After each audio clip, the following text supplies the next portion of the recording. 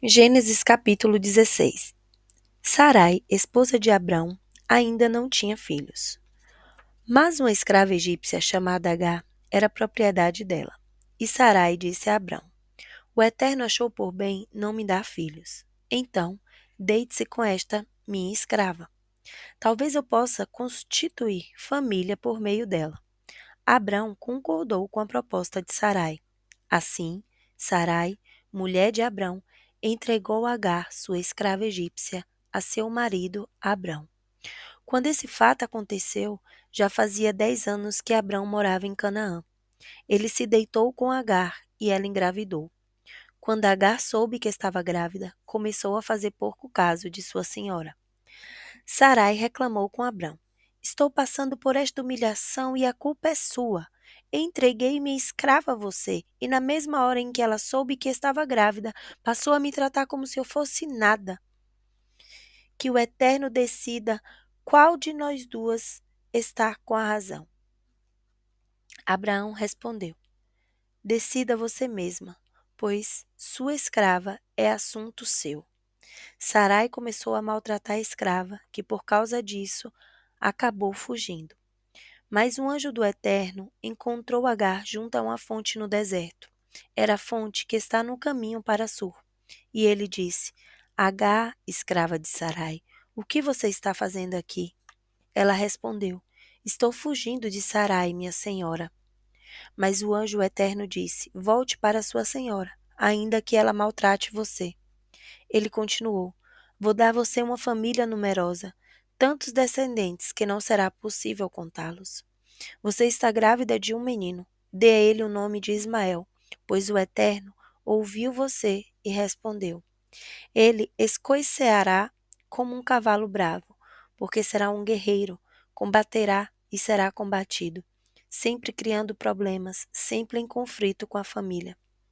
Agar atendeu à orientação do Eterno, chamando-o pelo nome, orando ao Deus que havia se comunicado como ela. Tu és o Deus que me vê. Sim, ele me viu e eu também o vi. Por isso, aquela fonte no deserto passou a ser chamada O Deus Vivo Me Vê. Essa fonte ainda existe, fica entre Cádiz e Bered. Agar deu um filho a Abrão, que o chamou Ismael. Abrão tinha 86 anos de idade quando Agar deu à luz a Ismael.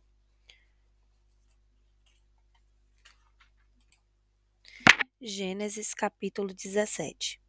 Quando Abrão tinha 99 anos de idade, o Eterno apareceu a ele e disse: Eu sou o Deus forte.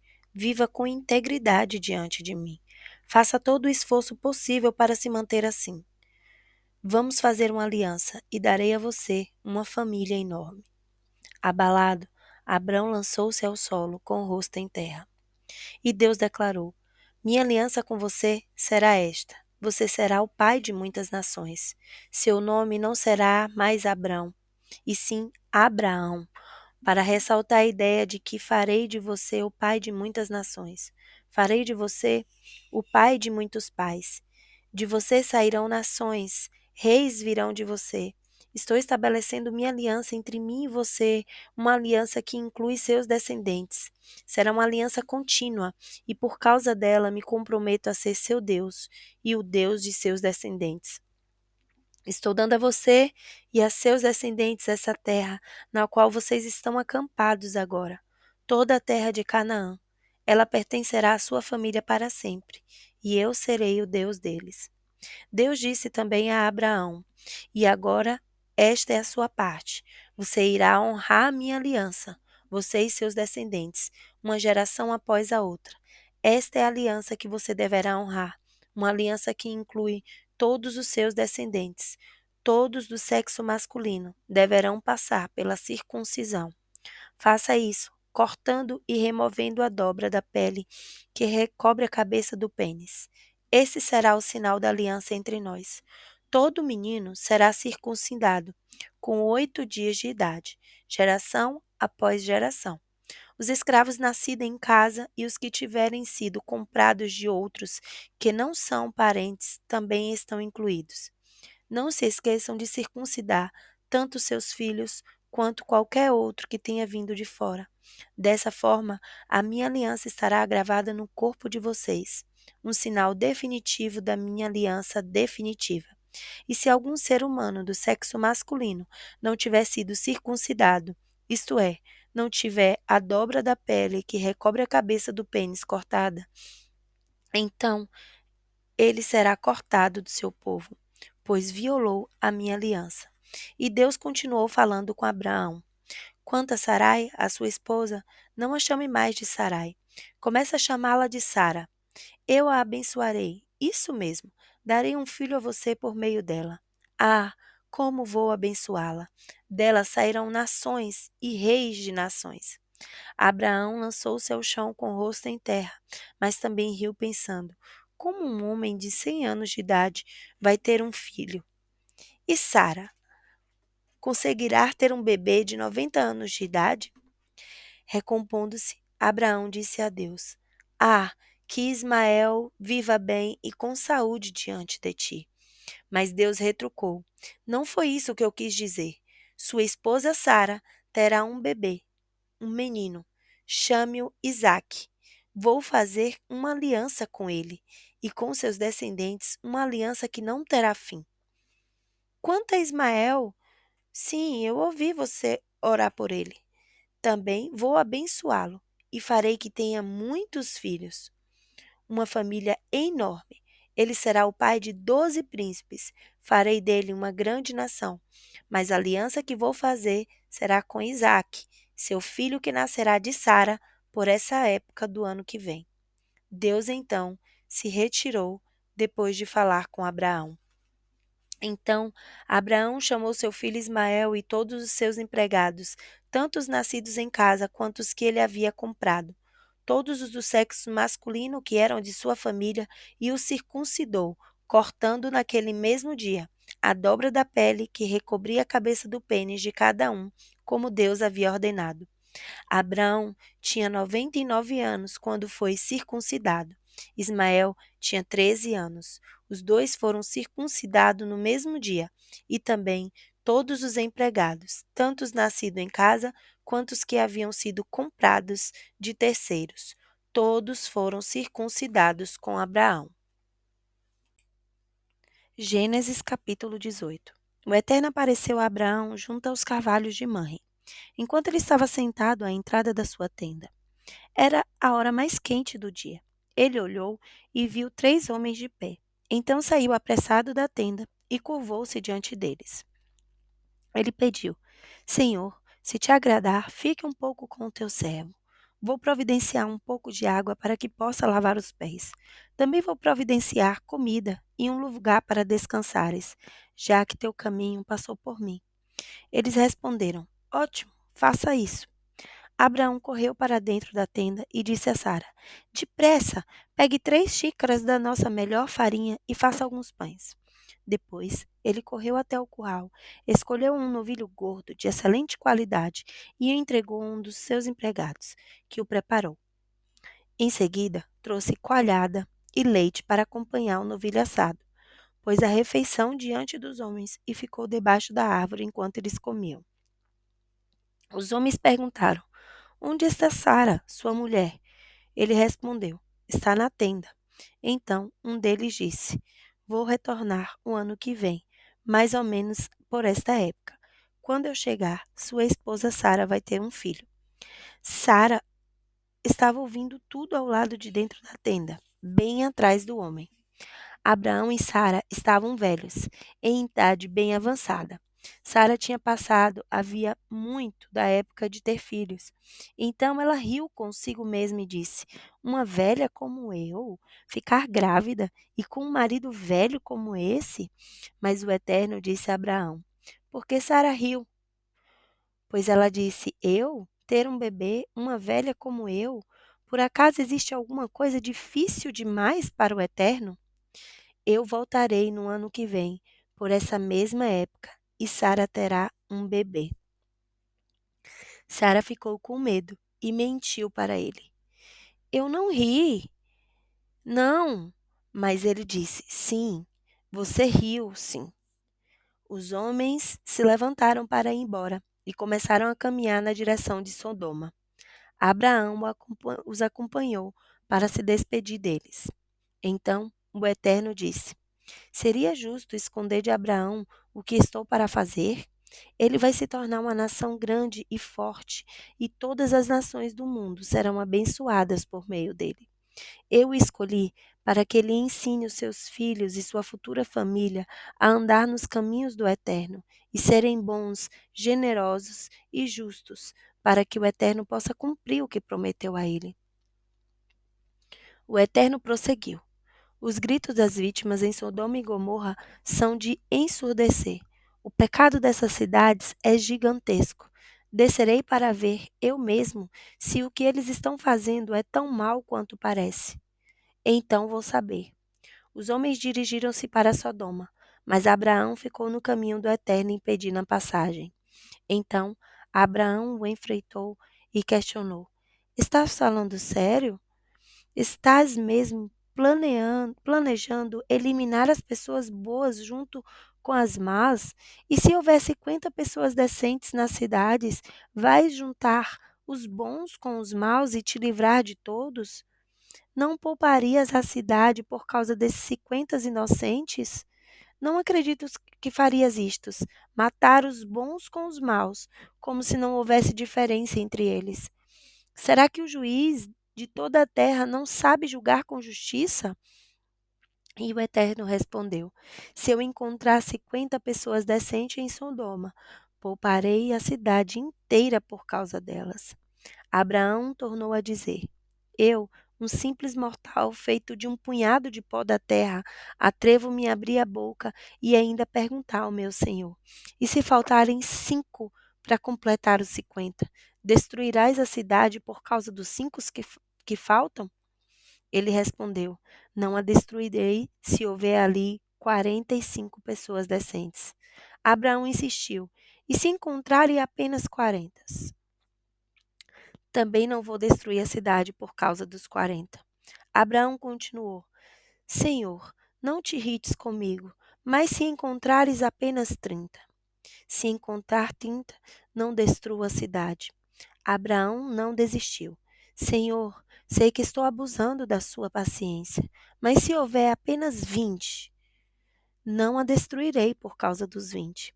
Abraão perguntou ainda: Senhor, não fiques furioso. Esta é a última vez que pergunto. E se houver apenas 10?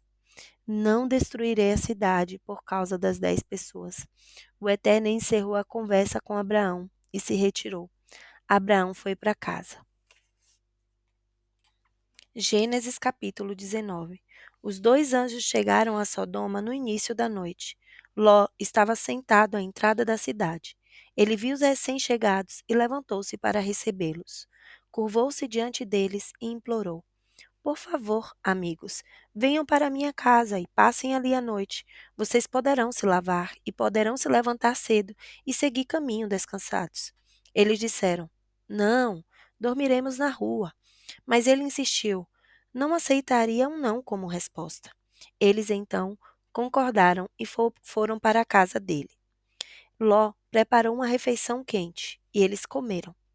Antes que os hóspedes se recolhessem, os homens de toda a cidade, jovens e velhos, se aglomeraram em torno da casa, vindo de todos os lados, e os encurralaram ali. Então gritaram para Ló: Onde estão os homens que vão passar a noite aí na sua casa? Traga-os para fora. Queremos nos divertir com eles. Ló foi para o lado de fora, manteve-se à frente da porta e suplicou: Por favor, irmãos, não sejam maus. Olhe, eu tenho 2 filhas virgens. Vou trazê-las para fora e vocês poderão se satisfazer com elas. Mas não me encostem a mão nestes homens, pois são meus convidados. Mas eles responderam: Caia fora! Você chegou aqui, nem sabemos direito de onde é, e já quer nos dizer como devemos fazer? Pois vamos fazer com você pior do que com eles. E partiram para cima de Ló, determinados a arrombar a porta. Mas os 2 homens alcançaram Ló, puxaram-no para dentro de casa e trancaram a porta. Em seguida, atingiram com cegueira os homens que estavam tentando entrar. encabeçavam o grupo, quanto os que seguiam para ficar tateando no escuro. Os 2 homens disseram a Ló: Há algum outro parente seu aqui? Filho, filha, alguma pessoa na cidade? Tire-os daqui agora mesmo. Vamos destruir este lugar. O clamor das vítimas dirigido ao Eterno é ensurdecedor, e fomos enviados para varrer este lugar da face da terra. Ló saiu e avisou o noivo de cada uma de suas filhas: Saiam deste lugar, o Eterno vai destruir a cidade. Mas seus futuros genros não o levaram a sério. Ao amanhecer, os anjos começaram a apressar Ló. Depressa! Pegue sua mulher e suas filhas e saia daqui antes que seja tarde, antes que você acabe sendo castigado com a cidade. Ló estava demorando demais. Então os homens agarraram Ló, sua mulher e suas filhas pelo braço e os puxaram para um lugar seguro fora da cidade. O Eterno foi misericordioso com eles. Já do lado de fora da cidade, os anjos disseram a Ló: Agora corram e cada um salve sua vida. Não olhem para trás, não parem em nenhum lugar da planície, mas corram para os montes para que não sejam destruídos. Mas Ló reclamou: Senhores, não podem estar falando sério. Reconheço que foram bons comigo e me fizeram um enorme favor na minha vida, mas não posso correr para os montes. Coisas terríveis podem acontecer comigo nos montes. Posso até morrer. Olhem para aquela direção. Aquela cidade não fica longe. Ela é pequena e nada poderá me acontecer ali. Permita-me que eu fuja para lá e salve a minha vida. É só uma área aberta à beira da estrada. Tudo bem, Ló, já que você insiste, siga por este caminho. Não vou destruir a cidade que você me mostrou, mas não demore. Corra para lá. Não vou poder fazer nada antes que você chegue lá. Por isso a cidade foi chamada Zoar, que significa cidade pequena. Quando Ló chegou a Zoar, o sol estava alto no céu. Então o Eterno fez chover fogo e enxofre sobre Sodoma e Gomorra. Um rio de lava correu desde o céu, enviado pelo Eterno, e destruiu as cidades de toda a planície, matando todos os seus habitantes e o que crescia na terra. Mas a mulher de Ló olhou para trás e transformou-se numa coluna de sal. Abraão levantou-se bem cedo na manhã seguinte e seguiu para o lugar em que havia encontrado com o Eterno pouco antes. Ele olhou para Sodoma e Gomorra, observando toda a planície, e viu apenas fumaça que subia da terra, como se saísse de uma fornalha.